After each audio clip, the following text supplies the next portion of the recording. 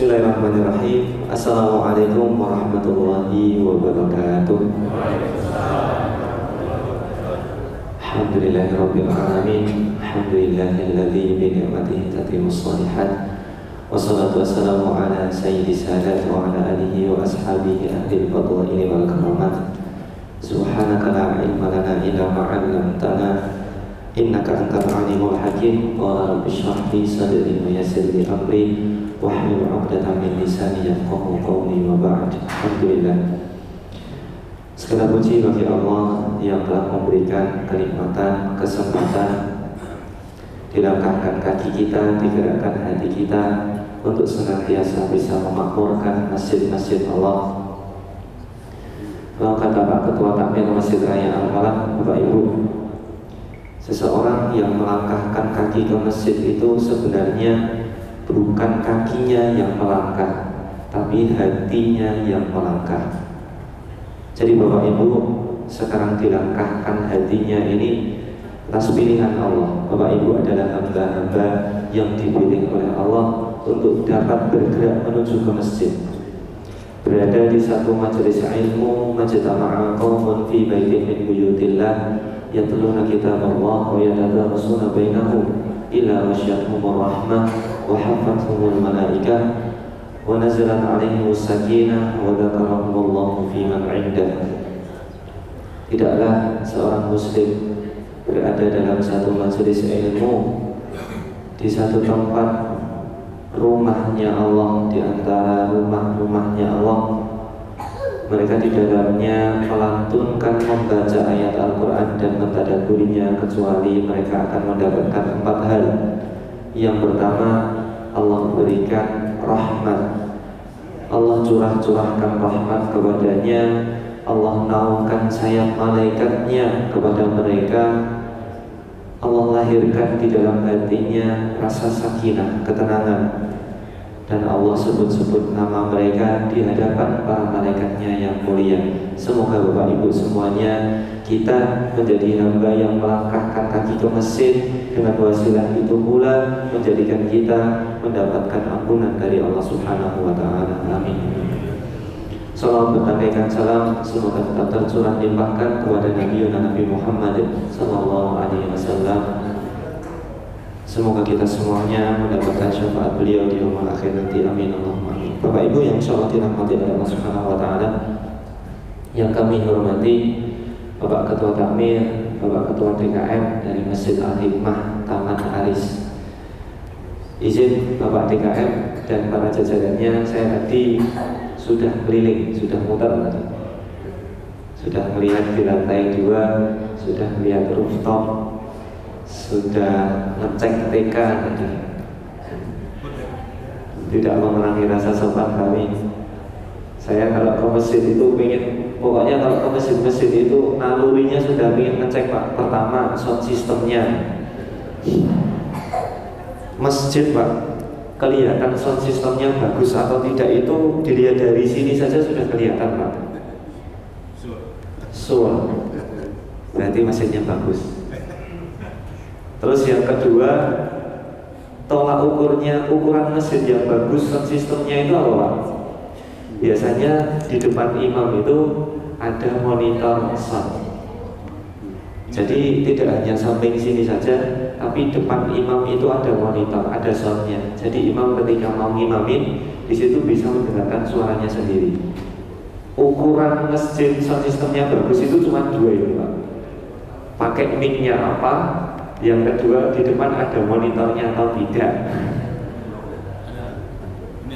Ada ya, alhamdulillah. Berarti bagus. Belum lihat saya.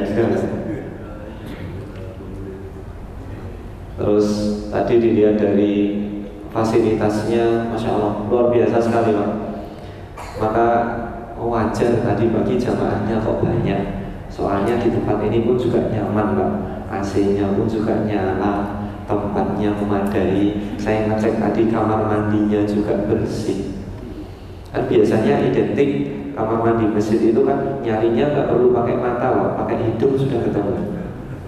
Saking baunya. Nah di sini tadi tidak seperti itu. Alhamdulillah bagus sekali masjidnya Bapak Ibu. Yang kami hormati Bapak, ini DMI Kecamatan Kabupaten Kecamatan Rembungan, yang kemarin jalan-jalan ke Al-Malam, alhamdulillah bisa hadir lagi juga di daerah Jakarta Barat. Dan Bapak Ibu yang kami muliakan, peserta kegiatan ini judulnya Strategi Pemakmuran Masjid pada Era Digital. Mas Hilal bisa dibukakan tadi Mas, yang 3.0 tadi Mas, yang satunya yang di Canva tadi Mas. Kalau di era digital, Bapak-bapak, ingin saya sampaikan ini Masjid Raya Al-Falah model era digital 3.0. Tapi nanti kita tidak akan membahas tentang ini Pak, soalnya ini terlalu tinggi. Ini kalau seandainya Bapak-bapak sudah punya tim anak muda, nanti kita kasih pelajaran tentang 3.0. Kita belum sampai 4.0. 4.0 kan nanti semuanya digital. 5.0 nanti AI. Nah kita baru di angka 3.0, manajemen masjid. Nanti ini banyak sekali, dan yang garap anak muda semua. Mulai 3.0 ini insya Allah yang garap semuanya anak muda. Bapak Ibu yang sholat dirahmati oleh Allah Subhanahu Wa Taala, sekedar informasi, di Masjid Raya Al-Falah itu seluruh takmirnya memang anak muda. Pengurusnya semuanya anak muda. Di sana dari direkturnya umurnya 28 tahun. Terus untuk para imamnya, para asatidnya di sana paling senior umur 38 tahun. Imam pertama lulusan Libya LC. Imam kedua umurnya 26 tahun, Ustaz Mufti Al-Aziz Al-Hafidh. Imam ketiga saya Bapak mohon izin memperkenalkan diri. Nama saya Muhammad Lutfi Afandi, biasa dipanggil Mas Lutfi saja. Ini banyak para kiai, para asatidz di sini. Di sana diamanai untuk menjadi imam ketiga Masjid Raya Al-Falah. Kalau seandainya saya ditanya Pak, di kalangan teman-teman anak-anak muda, Mas di masjid bagian apa? Saya tidak menjawab bagian imam Pak. Saya menjawab, saya bagian PR Mas. PR itu apa? Public Relation. Agak keren Pak, punya nama ya. Anak muda ini tahunya yang seperti itu. Kalau di masjid, Mas di masjid bagian apa? Bagian bersih-bersih WC, itu kan gak keren Pak. Nah di masjid kita buat namanya housekeeping. Bagian apa Mas? Bagian housekeeping. Nggak ada di sana bagian apa Mas? Bagian tukang masak. Kita buat nama yang agak keren. Jadi food beverage. Mas bagian apa? Bagian food beverage. Nah, jadi namanya kita ganti dengan harapan Bapak Ibu 5 tahun, 10 tahun ke depan, anak muda yang lulus kuliah, mereka tidak perlu repot-repot untuk mencari kerja di perusahaan. Ke masjid saja mereka insya Allah sudah diberikan pekerjaan. Nah maka kita buat istilah-istilah yang biasa di kalangan anak muda, sehingga masjid itu bisa masuk ke dalam pemikiran mereka. Oh ternyata kerja itu tidak melulu di perusahaan, di masjid pun juga bisa memberikan kehidupan. Masjid menjadi hal yang menarik di kalangan anak muda. Nah kita mulai dengan istilah-istilah seperti itu. Masjid 3.0, 3.0. Nah itu anak muda kan mikir nanti, apa ini masjid kok 3.0? Nah nanti dengan mereka tertarik, akhirnya kita bisa menyampaikan dakwah ini secara lembut. Seperti itu. Nah ada imam yang keempat umurnya 20 tahun, imam yang kelima umurnya 23 tahun. Dan alhamdulillah Imam Masjid Raya Al-Falah, Bapak Ibu, satu imamnya di sana digaji Pak Bu. Dikasih gaji ya satu imam sekitar 2 sampai 3 kali UMR. Besar ya Bu ya. Alhamdulillah. Jadi yang di sana tidak perlu khawatir. Maka hari ini Pak saya berangkat ke Jakarta sudah sama istri Pak, umur 23 tahun. Saya nikah umur 22 tahun. Banyak ibu-ibu itu nanya, Mas umur 22 tahun kok sudah berani nikah? Nah di masjid gajinya besar Pak. Dan tidak hanya gajinya saja. Dan Masya Allahnya Masjid Raya Al-Falah karena manajemennya sudah matang, maka di sana anak muda yang sudah akil balik dicarikan istri, yang sudah beristri belum punya rumah dicarikan rumah Bapak. Nah maka anak muda di sana sudah lepas tangan, sudah mau ngapain lagi, dan akhirnya totalitas untuk ngurusin masjid. Maka hal-hal yang seperti ini mudah sekali dilaksanakan anak muda. Suruh untuk membuat digital marketing, suruh untuk membuat bisnis masjid dan lain sebagainya. Alhamdulillah kita sudah cukup anak muda yang memadai seperti itu. Bapak-bapak, ibu-ibu yang insyaallah dirahmati oleh Allah Subhanahu wa taala. Saya mau izin balik ke PPT sebelumnya, Mas. Saya mau izin menyampaikan tentang bagaimana sejarah masjid. Coba next Mas. Kita punya waktu sekitar 1,5 jam Bapak Ibu. Nanti saya berharap 45 menit kita adakan materi.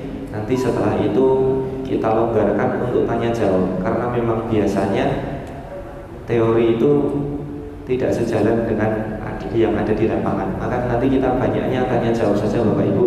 Silakan Bapak Ibu dipersiapkan pertanyaannya apa yang barangkali nanti kita bisa sharingkan bersama-sama, sehingga nanti harapannya keluar dari sini kita bisa mendapatkan ilmu yang langsung bisa diterapkan di masjidnya masing-masing. Jadi kalau bahasa Al-Falah itu kita kalau kemana-mana tidak studi banding Pak, tapi studi tiru. Karena kalau studi banding cuma dibanding-bandingkan saja, tapi tidak dilaksanakan. Kalau studi tiru kan nanti bisa langsung ditiru di masjidnya masing-masing. Next Mas, ini dari Masjid Peradaban, dari Masjid Kita Bangkit. Ini salah satu tagline di Masjid Raya Al-Falah Bapak Ibu. Next ini tentang lanjut lagi nih Pak Ketua Takmir Masjid Raya Al-Falah. Nah, pertama ini tentang masjid. Kenapa kok masjid? Banyak sekali Pak keutamaan di masjid. Begitu pula sejarah-sejarah dulu dari zaman Nabi Ibrahim. Nabi Ibrahim membangunnya masjid sehingga pada waktu itu bisa menjadi menara peradaban. Next lagi, ada 40 tahun setelahnya Nabi Yakub membangun Baitul Maqdis, masjid lagi. Next selanjutnya Rasulullah datang ke Madinah pertama kali dibangun masjid. Setelah itu di pusatnya dibangun Masjid Nabawi juga. Next lagi, ini Muhammad Al-Fatih ketika membebaskan Konstantinopel masuk ke gereja Hagia Sophia, dijadikanlah gereja itu sebagai masjid. Next lagi, ketika para wali songo memutuskan untuk mendirikan sebuah kesultanan di daerah Jawa, maka yang pertama kali dibangun adalah masjid, termasuk Kesultanan Demak. Dulu pertama kali dibangun masjid, setelah itu baru pemerintahan. Maka biasa kalau di Jawa Pak, bapak-bapak, ibu-ibu mau jalan-jalan ke Jawa, pasti ada apa ya? Enek tengeri. Apa bahasa Indonesianya? Ada penandanya, tengeri. Ada penandanya Pak, alun-alun Masjid Agung, terus kantor pemerintahan, sampingnya ada pasar. Itu sudah pasti Pak. Itu ternyata budaya daripada Wali Songo. Wali Songo bangun itu masjid dulu, terus pusat pemerintahan, alun-alun, ada pasar. Next lagi, ketika Indonesia merdeka, pertama kali dibangun sebagai bentuk rasa syukur adalah Masjid Istiqlal, Masjid Kemerdekaan. Semuanya dibangun dari masjid Pak, kalau kita lihat sejarah. Tapi mengenaskannya Pak, sekarang masjid hanya dibuka untuk tempat sholat dan untuk tempat ngaji saja. Selain itu masjidnya ditutup. Next Mas. Ini nanti next lagi. Terus, nah kita lihat kondisi masjid sekarang. Yang sebenarnya Bapak Ibu, saya tidak akan menceritakan masjid siapapun. Saya ingin menceritakan tentang Masjid Raya Al-Falah. Sebenarnya yang kami tulis di PowerPoint ini adalah Masjid Raya Al-Falah. Tapi barangkali apa permasalahan yang ada di Masjid Raya Al-Falah sama dengan masjid yang ada di tempat panjenengan. Monggo Mas, next. Pertama, masjid tutup setelah sholat. Masih banyak Pak? Alhamdulillah masih. Masjid tidak ramah anak. Banyak. Kadang ada tulisannya dilarang membawa anak kecil. Kalau enggak seperti itu, biasanya anak kecil mau masuk ke masjid, nah, nanti kalau lari-lari, nanti kalau gojek-gojekan, takmir masjidnya sudah mentol begini. Kamu di sini macam-macam. Kamu di sini main-main. Kamu di sini gojek-gojek, teriak-teriak, keluar. Enggak usah sholat di sini. Terus yang ketiga, banyak sekali masih ada pelang-pelang dilarang tidur di masjid. Masih banyak ya Pak ya? Masih. Terus yang keempat, ini masjid ini sering kehilangan. Bawahnya ada tulisan barang hilang, takmir tidak bertanggung jawab. Orang tidak bertanggung jawab kok dijadikan takmir. Nah ini kan kembali-kali. Ini yang salah siapa? Dulu Al-Falah juga ada Pak tulisan seperti ini. Masjid ini sering terjadi kehilangan, barang hilang takmir tidak bertanggung jawab. 2016 ketika berganti takmir, maka Pak Ketua Takmir tempelannya berbeda. Takmir bertanggung jawab, barang hilang diganti. Ditempelkan besar Pak di depan masjid. Setelah ditempelkan, besoknya ada 2 sepeda motor hilang Pak. Terus gimana Mas? Diganti? Ya, kita ganti. Akhirnya terus kita berangkat ke Masjid Darut Tauhid Bandung, punyanya Agim. Di sana di tembok besar depan masjid itu ada tulisan, masjid ini dilihat oleh Allah, dicatat oleh malaikat, dan direkam oleh CCTV. Pulang dari sana kita langsung pasang CCTV. Terus ada lagi nanti tulisan Pak, dilarang membawa HP. Yang membawa HP harap dimatikan. Ini penting ini Pak, menakutkan ini. Nanti yang bawa HP dimatikan. HP-nya bukan orangnya. Next Mas. Banyak sekali Pak, bangga dengan saldo yang banyak ketika hari Jumat diumumkan, alhamdulillah masjid ini saldonya sekian-sekian juta, sekian ratus juta, sekian puluh juta. Menggarap masjid belum serius. Masjid terlalu mementingkan infrastruktur daripada fungsinya. Nah ini juga banyak sekali. Takmir masjid itu pikirannya cuma bangun terus Pak. Uang itu keluar hanya untuk pasang pintu, ganti jendela, buat menara. Ya Bu, bener Bu. Pak Kiai Jazir kemarin saya ketemu sama beliau, Jogokarian. Takmir masjid, uangnya kok keluar, pikirannya kok cuma untuk membangun masjid. Barangkali namanya bukan takmir masjid Pak, itu pemborong bangunan yang lagi nyamar jadi takmir masjid. Tadi yang disampaikan beliau di pembukaannya tadi, innama ya'muru masajid Allah. Tugas kita itu memakmurkan masjid, bukan membangun masjid. Bangunan masjid itu sudah besar, banyak. Nah itu tinggal tugas kita memakmurkan.